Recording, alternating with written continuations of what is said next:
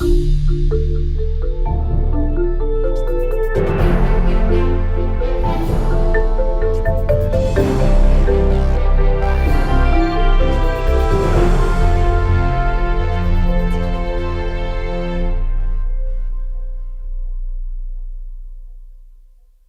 back to Hopkins at My Home. I think that's what we should call it, HAMH. Here we are in the third of 5 weeks. You may have noticed chronologically that we haven't exactly been speeding through Maryland history, that we've lingered a little extra in the earlier decades. And that's because that's my specialty, that's my focus, that's what I feel best able to share in great depth. And so today we'll be looking at the Revolution through the War of 1812 with some fun examples. Just a reminder that we are all being recorded. So I hope you flossed and make good smiles. And well, without further ado, we're focusing on the Revolution, on the period of time between that and the War of 1812 in Maryland, which is often referred to as the Federal period. We'll be looking at a man and a woman, an amateur woman, Mary Dorsey from Anne Arundel County, and her music book.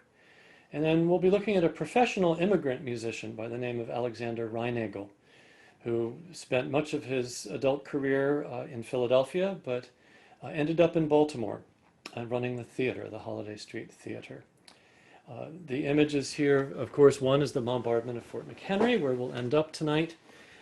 Beneath that is just a little bit of handwritten lyric to a Yankee Doodle parody that I'll be singing about the same event. The title of this Yankee Doodle song is The Battle of Baltimore. And it's surprisingly much more direct and crude than are the words that Francis Scott Key carefully crafted to describe the British attacks.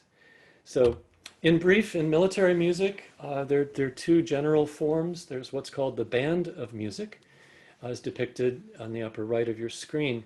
It's a wind band made up largely of French horns, bassoons, oboes, and clarinets, sometimes a trumpet if you're lucky. In fact, the oboes were the primary instruments. They were sort of the little brother of the bagpipe.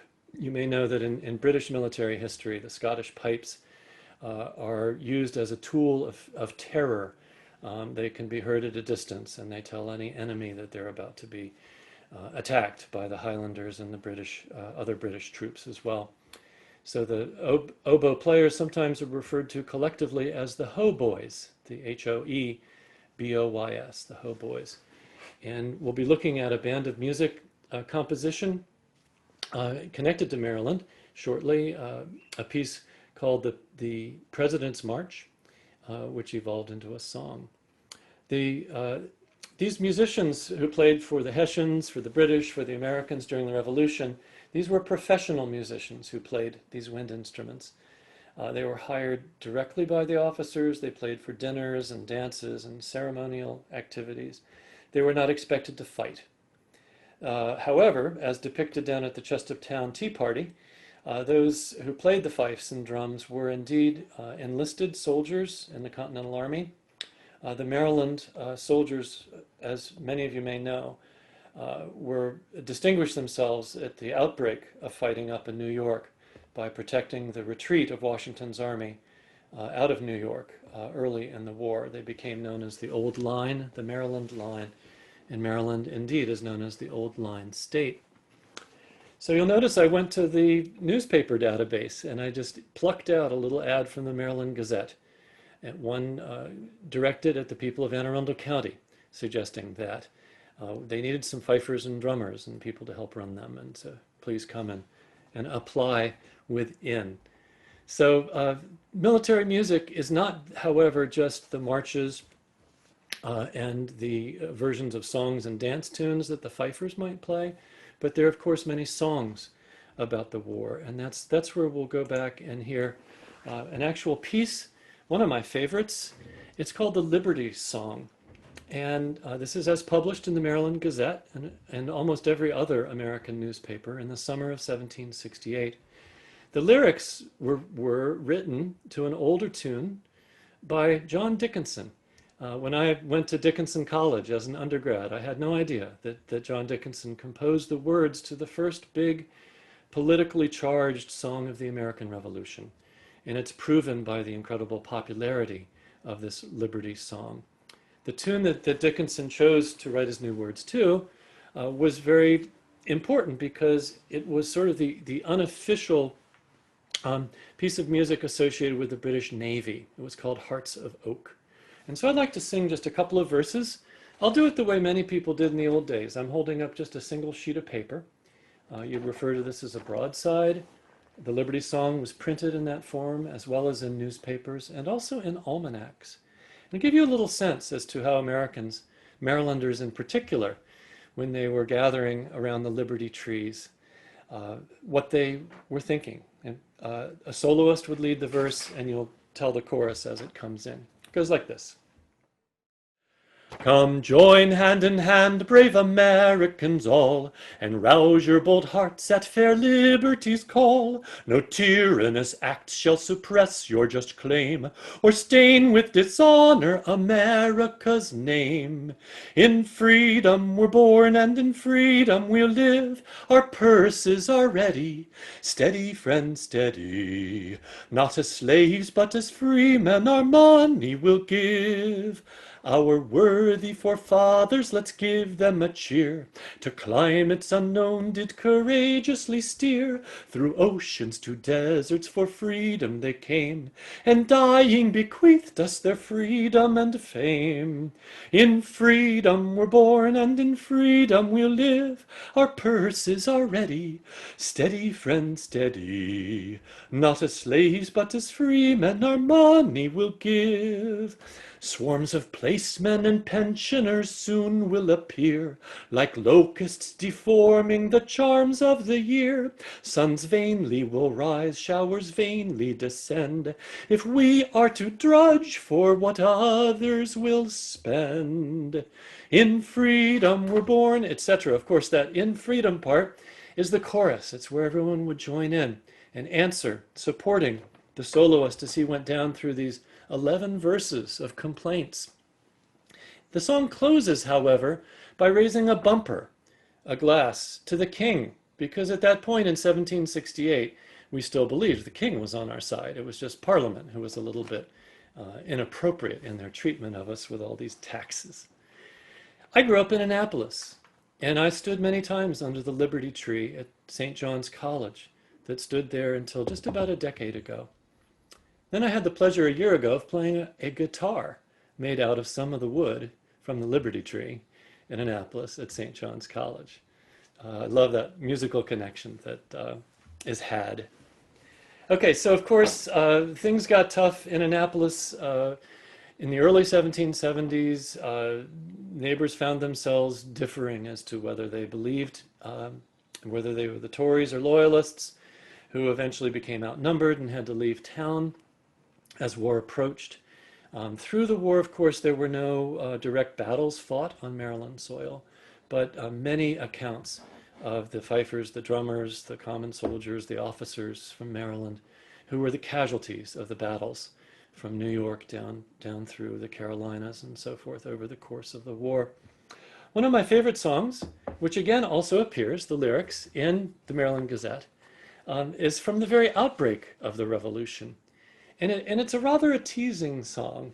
It's entitled The Irishman's Epistle to the Officers and Troops at Boston. And it had been, this is of course 1775. This is just after the firing on Americans at Lexington and the fight at Concord Bridge and the chasing of the British soldiers back into their garrison in Boston in 1775. Bostonians were quite sick of being occupied by these soldiers for nearly 7 years at that time. And so this song rather makes fun of them, telling the British that, you may think that you have your professional soldiers and you know how to fire a musket and so forth, but we got your better. In fact, my favorite line has to do with, as the British were retreating, not all American soldiers and farmers with guns knew that when the enemy retreats, you're supposed to stop firing. Instead, they continued. So the British took their last wounds in the dishonorable side of their body. That's what this song is all about. By my faith, but I think you're all makers of bull, with your brains in your breeches, your guts in your skull. Get home with your muskets and look at your swords, and look in your books for the meaning of words. You see now, my honeys, how much you're mistaken, for concord by discord could never be beaten. You see now, my honeys, how much you're mistaken, for concord by discord could never be beaten. How brave you went out with your muskets all bright, and you thought to befrighten us folks with the fight. But when you got there, how they powdered your pums, and all the way home how we peppered your bums. And is it not, honeys, a comical farce, to be proud in your face and be shot in the arse? Is it not, honeys, a comical farce, to be proud in your face and be shot in the arse? And what have you got now with all your designing, but a town without victuals to sit down and dine in, and to look on the ground like a parcel of noodles, and sing how the Yankees have beaten the Doodles? It goes on beyond there, but we have only time for a bit of it. The Irishman's epistle to the officers and troops at Boston. I'd like to share a little vignette that takes place just after the revolution. Of course, the world was made topsy-turvy, and an incredible song was discovered. I'm going to show a segment of a video interviewing Glenn Campbell of Historic Annapolis about a song that, well, I'll let him tell you about it a little bit. Well, it was an afternoon in April 2015. I was out taking a lunchtime walk, as I often do, partway through the day, and wandered into a used bookshop on Main Street in Annapolis. I know the owner there very well. I saw on the countertop in the bookshelf, he had a few boxes of loose papers, different pieces of ephemera, and sticking out of one of the boxes, I saw about this much of this piece. It's handwritten, and the title is A New Song. So I pulled this out of the box and started trying to make it out and asked the owner, Rock Taves, what he knew about it. I learned from Rock that he had acquired it from the former owner of a different Annapolis bookstore, which has since shut down. And that gentleman had acquired it from Ann Jensen, who is a descendant of the Sands family. And the Sands family had been in their own house on Prince George Street since 1770. One possibility, Ann said, is Wicked Uncle Jackie. He had a reputation for being a bit of a rake or something. So it's a possibility that maybe Wicked Uncle Jackie Sands was the author of these words, because they're very humorous. It's a very satirical look at high society. It's the lyrics to a song. Again, there's no tune associated with it. I contacted David Hildebrand to say, do you know anything about this? Have you come across the song? This is within the past year. Yeah. And this is maybe the third time we've performed this in public. What 18th century melodies might this fit? It does work really well with a tune called the Librolero, an old Irish tune. And it seems, I know it's hard for us in modern times to follow this many verses, but they're all so good. I'm going to do 15 of the 16 verses, because there was only one I could edit out at all.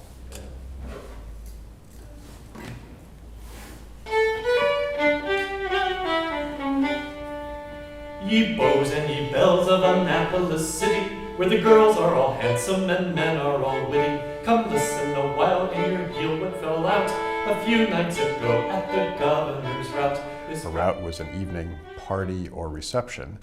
And so a big question I had was, well, who was the governor? I work at the William Paca House, a historic Annapolis property, and William Paca was governor of Maryland from 1782 to 1785. So a big question I had was, could this possibly have been written during Paca's governorship? This route he chose. I just play that as a teaser, because what Glenn does is he goes through and interprets these words that had been buried for 230 years. As we kind of work our way through singing verse by verse and introducing these real characters. The main point of the song, though, is that due to the revolution, that this social order, this careful hierarchy of the tobacco-based society, where the very wealthiest would stay on the top and keep their exclusive lifestyles. They would have their own special dances of the minuet. They would have their own special gatherings. But that somehow in this governor's route after the revolution, the governor ends up dancing with a street peddler named Jane, and that this mixture of society is going on that really probably didn't happen. It's a farcical sort of a song.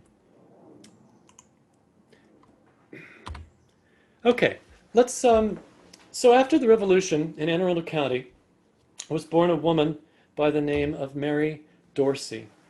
And I've had friends help do the genealogy on her. Dorsey, as you may know, is the name of the road below BWI Airport.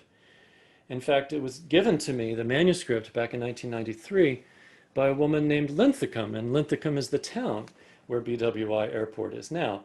In other words, this lady was in Upper Anne Arundel County, and she had a lovely music book that included songs from the theater, simple standalone songs, religious hymns and psalms, dance music, marches, things like that. And we're going to use her music book to connect ourselves into this period after the revolution. I put 1799 as a date on the book because some of the pieces that she hand copied were actually published in 1799, and they're near the beginning of the book. So clearly she kept it for some time, I don't know, a decade or two, that she kept copying into it. At the top you see her making some notes about how to read the notes on a clef, how to count rhythms, and so forth. And there's a whole page of what are known as the rudiments of music. But I'm more interested in some of the stuff in this music book. Here we have a piece entitled at the top, "The Favorite Federal Song Adapted to the President's March." Well, people fell into the political parties of Federalists and Anti-Federalists in the mid to late 1790s. And so this fits very well in our Anne Arundel County amateur musician keeping track of the new political music of the day.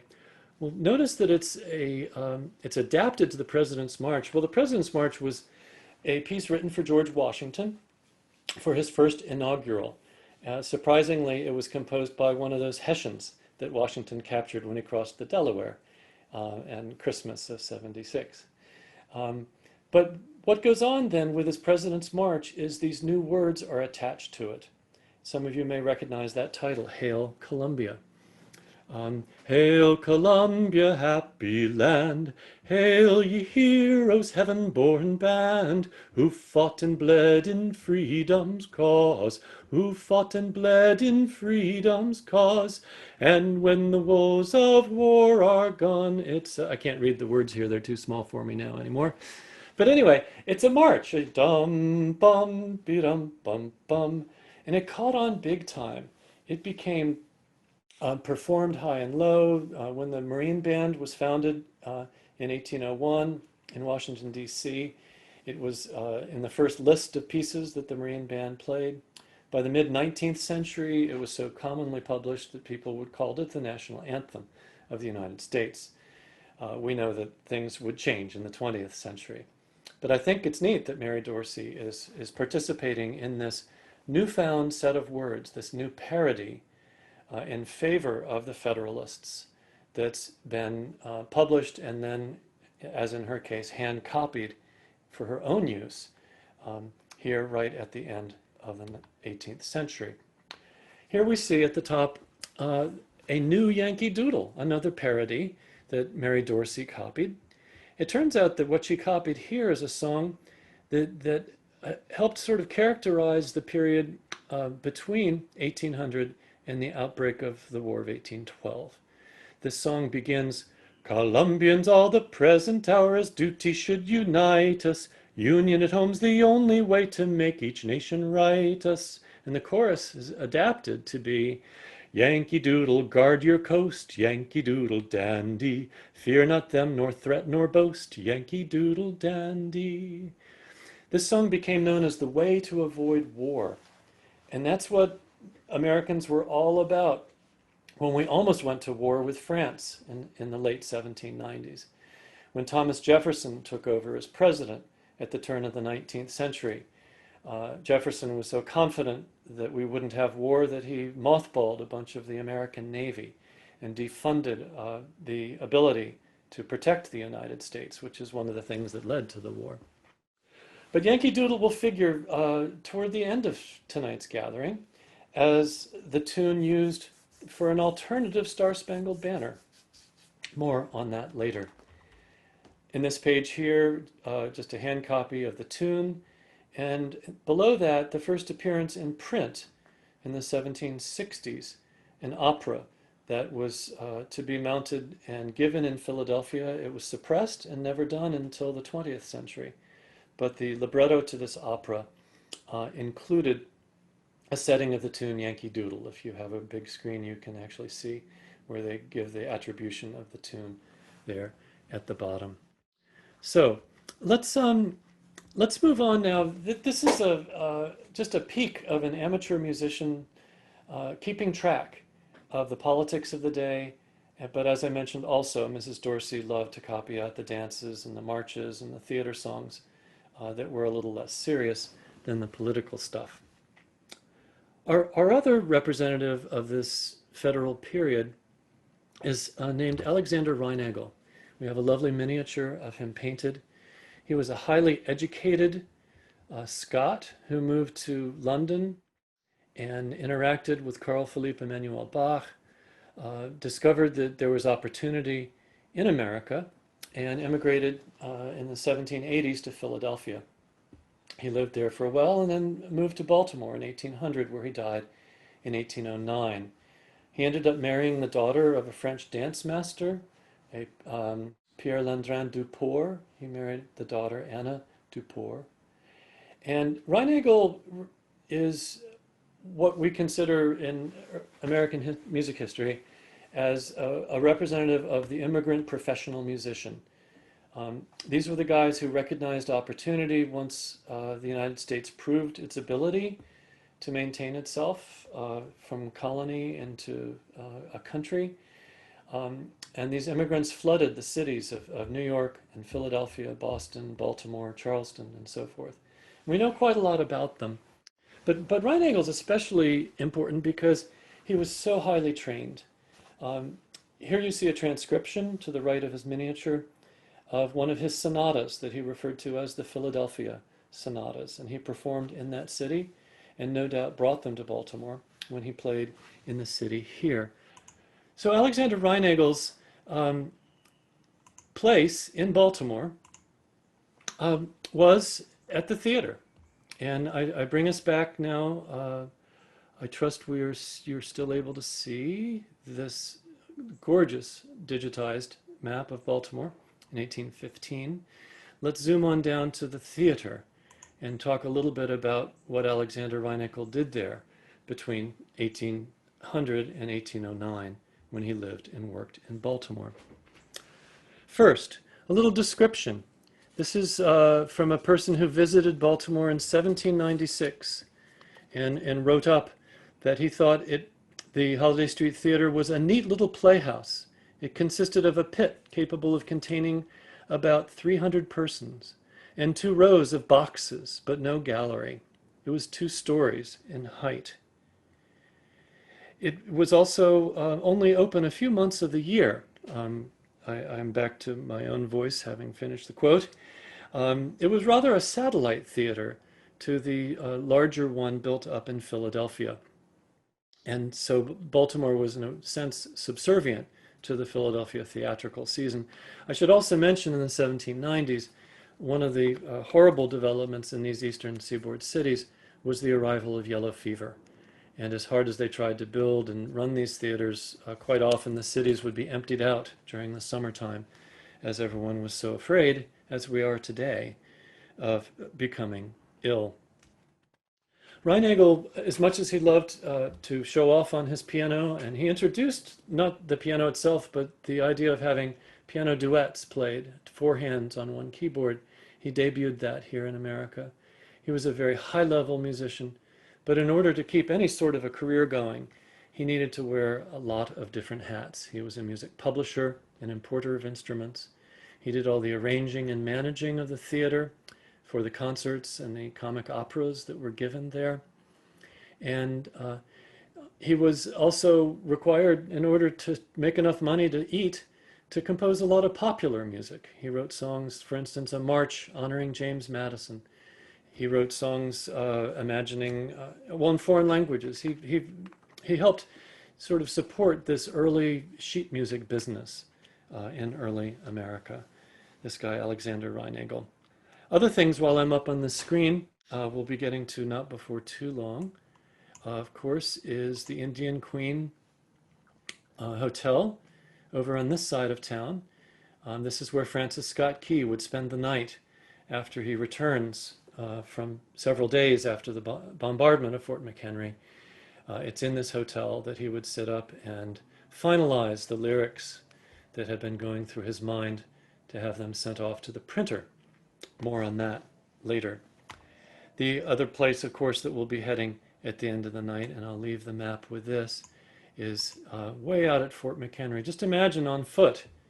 It took a while to get down the Fort Road and out here to where all Baltimoreans and Marylanders and people in the whole country were hoping that we could successfully ward off the British, as we did. So, I'd like to go ahead and start this progression toward the story of our national anthem. And one of the ways that we'll do that, oh, by the way, hold on, back to the theater for 1 second. This is kind of fun. I discovered a modern recording of a piece that was given, a comic opera that was performed at this theater in 1808. So Reinagel was still alive. And it was composed by another immigrant musician, a fellow named Rayner Taylor. Rayner Taylor served for a time as the organist down in Annapolis after the Revolution. And he tried his hand at composing an American opera. He called it The Indian Princess, and it's the story of Pocahontas. So while we're looking at this theater, I'm going to cue up and play just a little bit of one of the choruses from this early American theatrical piece, debuted here in Baltimore in 1808.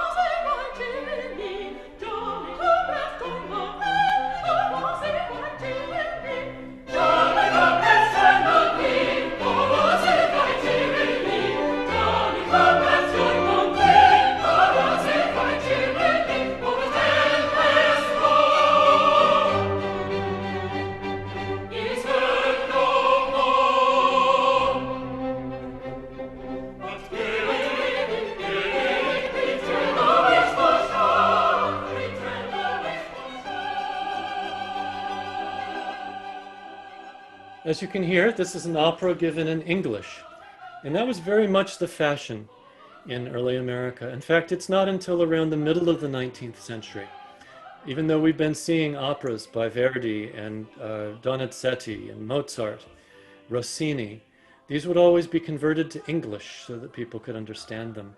They'd be often quite simplified.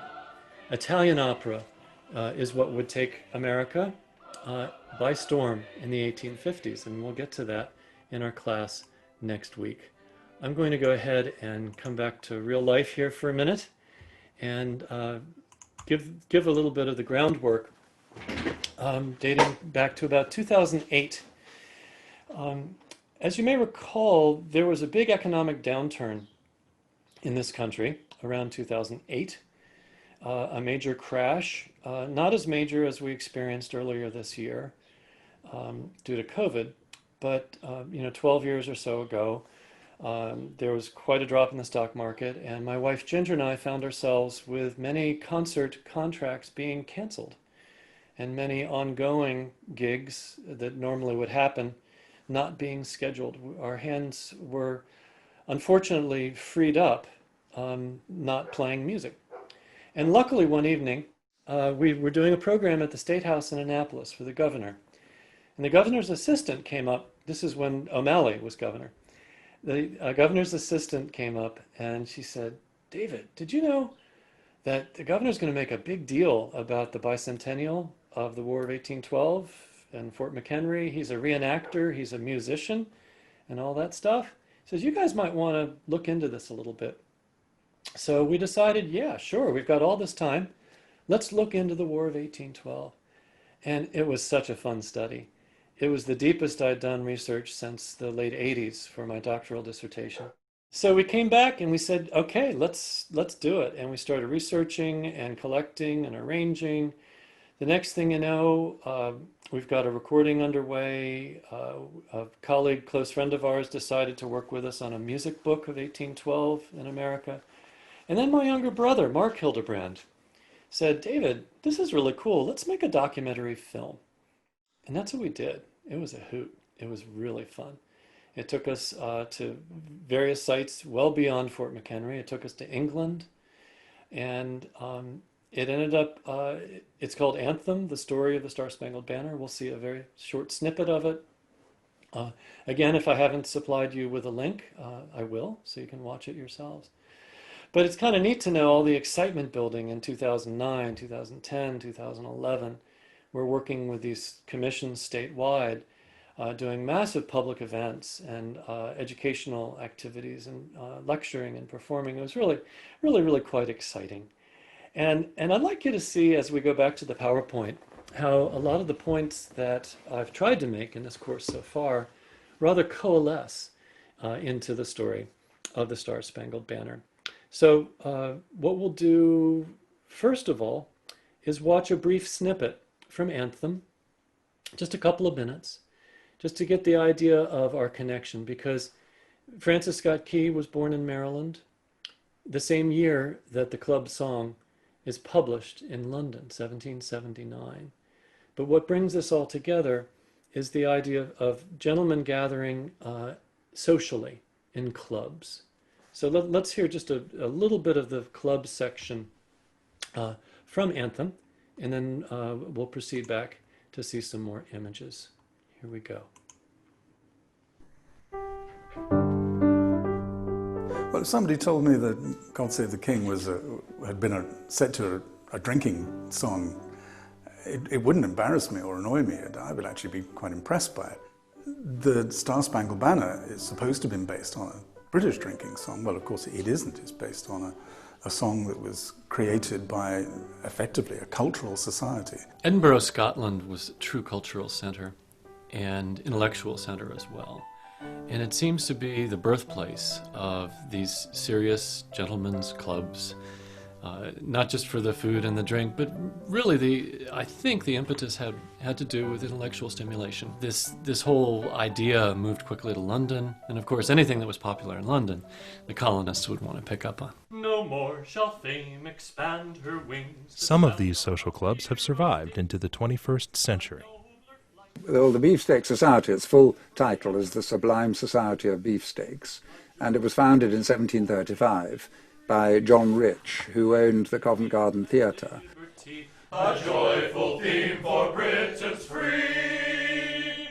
Happy and We have our own song of the day, as it's called, Beefsteak Anthem, which the president, which goes by rotation, has to sing, whether he can or not. So, there's a little taste. It was so fun to sit in the private library of the British nobility and you see a man dressed up in his club outfit bragging about his heritage and their joy of singing. He actually pulled out a version of Yankee Doodle that was anti-American. He was very proud to sing that one to us as well. So this brings us then to that image that I showed you of the Tuesday Club of Annapolis. We've seen several images now of these Scottish, remember the Scottish connection to the club life. Alexander Hamilton, Dr. Hamilton here with his cello, Thomas Jennings, Jonas Green, the printer of Annapolis, the Maryland Gazette. This idea of forming a club came to the New World quite early on. And we had a bunch of them. The Hominy Club was very active in the 1770s, and it dispersed mostly because of political differences between the locals and the loyalists. But this idea of a club, here you go. This is the same image that you saw in the cut. Here's Nicholas Tolstoy right here, indeed the nephew of the author, in his top hat. And talk about elite. Look at these guys. There's a crystal chandelier and silver and a servant in the doorway, um, lifting their glasses, drinking and preparing to sing.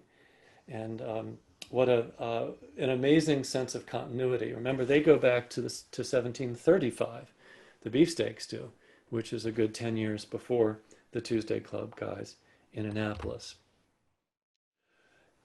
The club of interest, though, is one named after this fellow. This is a 19th century statue done from imagination because no one has any idea what Anacreon actually looked like. Anacreon was a living Greek poet, musician who lived in Athens 500 years BC. And when his poems and songs were rediscovered in the 18th century, people loved them and reprinted them and circulated them around because they were quite daring, quite flashy. He was kind of the Hugh Hefner of his day, and he celebrated the flesh, and a bunch of guys decided it would be quite joyous to form a new gentleman's club, but name themselves after this guy. So named after Anacreon, they become the Anacreontic Society. This is about 1766 in London. By the time of Francis Scott Key's birth in 1779, they published their club song with the words written out first as a poem by the president of the society, but then set to music by this guy, John Stafford Smith. You have to be a pretty important musician to have a plaque in Westminster Abbey, and that's what John Stafford Smith has. You'll notice at the very bottom, he's known as the composer of the tune of the national anthem of the United States. So this club song, if we go back to it for a minute, references Venus and Bacchus. It's all about love and wine. It's funny they kind of got it wrong, though, because they're thinking of Greek antiquity, but these are the Roman equivalents. But hey, it's close, whatever. But notice the way the song is set up. It opens with a soloist singing the verse, and then the very end of the verse is repeated on the second page in 4-part harmony as a chorus. It's labeled as a chorus, you can see. It sounded like this originally. To Anacreon in heaven, where he sat in full glee, a few sons of harmony sent a petition, that he their inspirer and patron would be, when this answer arrived from that jolly old Grecian. Voice, fiddle, and flute, no longer be mute, I'll lend you my name and inspire you to boot. And besides, I'll instruct you like me to entwine the myrtle of Venus with Bacchus's vine. That's the end of the first verse, bottom of the first page. Now over to the second. All the guys join in harmony. And besides, I'll instruct you like me to entwine the myrtle of Venus with Bacchus's vine. So this is what you call a glee. It's a solo song with a chorus. It was composed for a very elite, gentlemanly society. That's why the fellow Justin Ray, interviewed first in the snippet from the Anthem documentary, he said, oh, it's not really a drinking song, it's a gentleman's song. It's actually both. It's a song for drinking gentlemen. It's rather silly. The verses go on into number 6 and doesn't make a whole lot of sense. But here's the important thing. The song caught on. People liked the tune especially. This tune, let's go back to Mary Dorsey in Anne Arundel County in 1798. One of the first American parodies of the Anacreontic song honored John Adams as he was elevated to become president. Here's just the beginning piano part. She marks it Allegro, Adams and Liberty. The introduction is bum ba dum bum bum bum bum ba da dum bum bum bum. And it goes on, and it has these new words to the tune. It goes, ye sons of Columbia, who bravely have fought for those rights which unstained from your sires had descended, may you long taste the blessings your valor has bought, and your sons reap the soil which your fathers defended, mid the reign of mild peace, and so forth. And it goes on for 9 verses. Americans loved this song about John Adams. I'd like to point out a couple things in Mary Dorsey's hand. First of all, we're used to the introductory notes to the melody being what's called a downward arpeggio. That would be G, E, C, E, G, C. But notice it doesn't start on a G here, nor does it start on a G in the original published music I showed you a moment ago. It starts down at the bottom at C. Dum ba dum bum bum bum bum ba da dum bum bum bum. That's an F natural, if any of you guys can read music. That's not the note we expect these days, but that's how it was before. Not a big difference, but a big difference if you're a singer and you want to do it right. So we'll see how this song then unfolds over time. By the way, I mentioned Scott Key being born in 1779.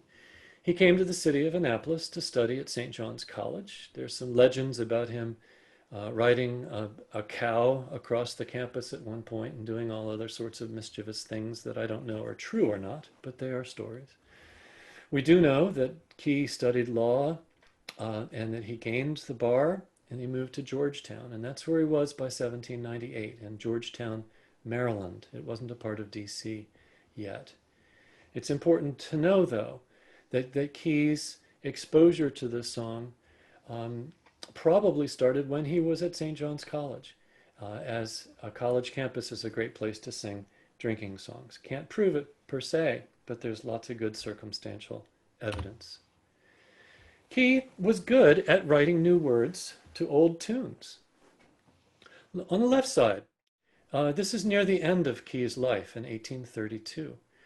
To honor America's anniversary, he wrote some new words as a hymn tune. Some of you may recognize one of the melodies. It shows up in American hymnals. Before the Lord we bow, the God who reigns above, and rules the world below, boundless in power and love. Our thanks we bring, in joy and praise our hearts we raise to heaven's high King. Sorry, I don't have an organ handy to accompany myself, as it would have been heard in most Protestant churches. You see the version from a Lutheran hymnal as late as 2006. On the right is the title page of the collected poems, and this is one thing that has caused some concern and some misunderstanding and some mythology around Key, because it's labeled poems. The first thing that shows up in this book, published after his death, are the words to the Star-Spangled Banner. It was not written as a poem, and I will prove that to you. But there's another important text that shows up in this 1857 publication, and it's the next piece of text that appears after the Star-Spangled Banner. It's a song written in 1805 called simply A Song. And let me sing from the third verse of that song. Francis Scott Key wrote the words to. In the conflict resistless each toil they endured, till their foes fled dismayed from the war's desolation, and pale beamed the crescent, its splendor obscured by the light of the star-spangled flag of our nation. Wow, this is 9 years before Fort McHenry. This is sung at a dinner in Georgetown. These words were published in a newspaper as far away as Boston, Massachusetts. And the words, as they're published, include the description of the author singing this song to the accompaniment of a couple of instruments. Francis Scott Key called for the melody to Anacreon in Heaven for this song in 1805. And of course, these words match up perfectly. I should point out that the poetic structure of the Star-Spangled Banner is unlike any standard poetic structure in the English language. It could not have been set to anything other than the rhyme scheme and the meter of the original Anacreontic song. So we see here, top stanza to the middle, how he adapted 9 years later, includes the war's desolation, includes nation as a rhyme here. The term Star-Spangled first shows this is the first time known in American literature since Shakespeare, in English literature, since Shakespeare, to have seen these two words put together, Star-Spangled. he continues on in the rest of the verse back in 1805, rhyming wave and brave. But as it's a song honoring Stephen Decatur, the returning war hero from Tripoli in 1805, Scott Key's song is more a one of peace, one of honoring a returning hero. In fact, that's how the song begins, when the hero returns, is the first line. So, what happens then? 9 years later, of course, or 8 years later, the British invade and blockade the Chesapeake in 1813. They freely raid on the shores of the eastern and western shores. They travel up to Havre de Grace and burn the town to the ground. They harass American shipping. They finally sail their way up the Potomac and land soldiers at Bladensburg, Marines, and they go and they burn the public buildings of Washington, D.C. That's August of 1814. Everyone knew Baltimore was next. The British hated Baltimore because so many of the privateers that had harassed British shipping had been built in Baltimore. And so when the British were working their way up the bay, Francis Scott Key found his way down the bay in a ship of peace. He wanted to go and secure the release of an American who'd been captured near Bladensburg, a doctor named Dr. Beans. And he and an official Army officer, a negotiator, traveled in an American boat all the way down to the mouth of the Potomac River from Baltimore, where they met the British fleet. They dined on the flagship with the two admirals and general who were leading the British Navy and Army in this theater of war. They dined with these other gentlemen.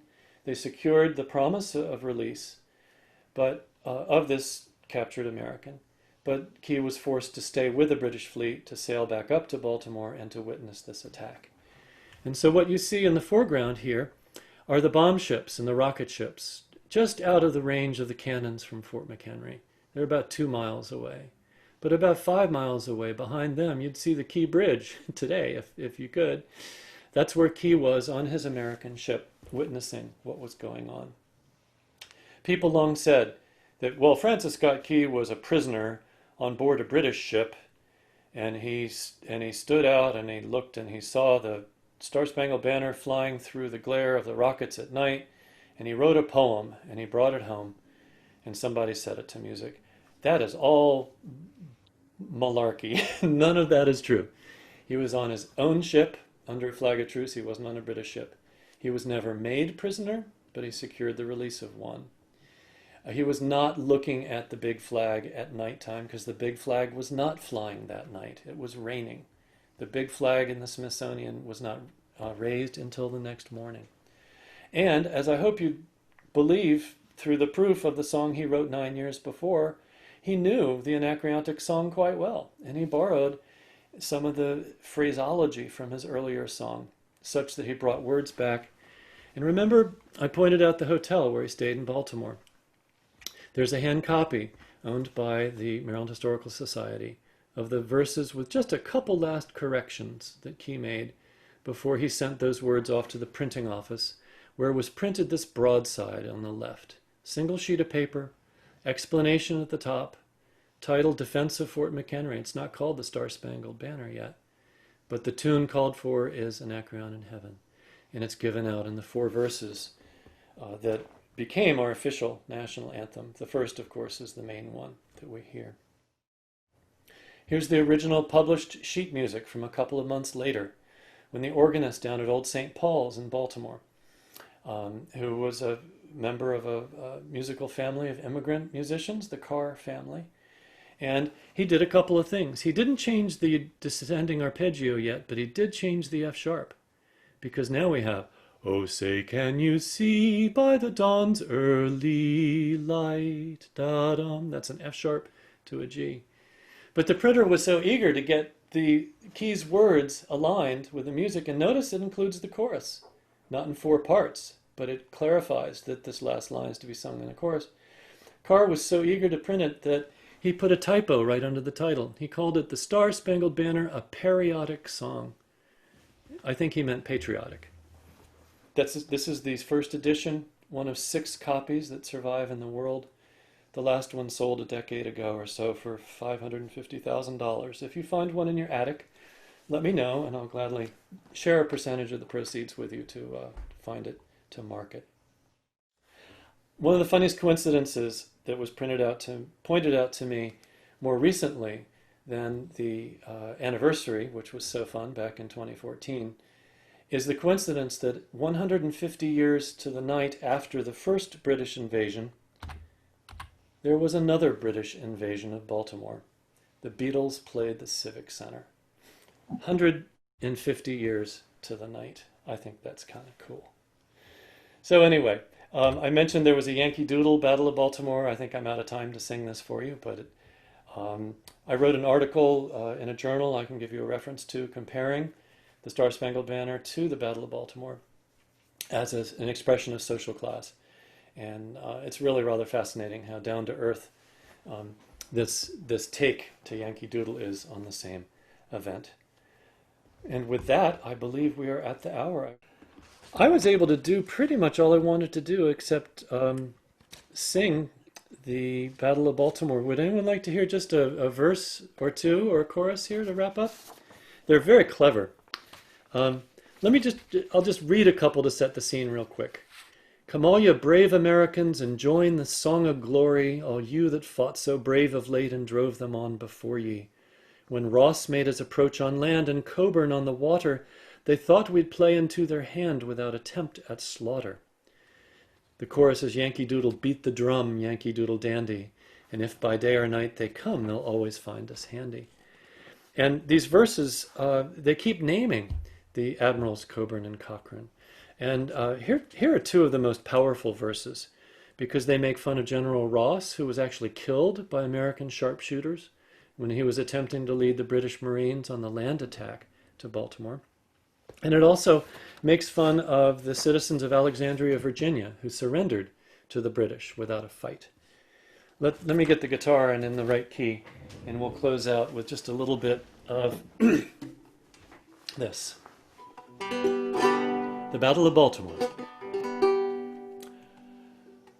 If Coburn, Cochrane, or Lord Hill against our town will visit, we hope our soldiers will have skill enough to make 'em miss it. And if their lordships will advance, our fear will be but little. We'll surely play a soldier's dance upon our iron fiddle. Yankee Doodle beat the drum, Yankee Doodle dandy.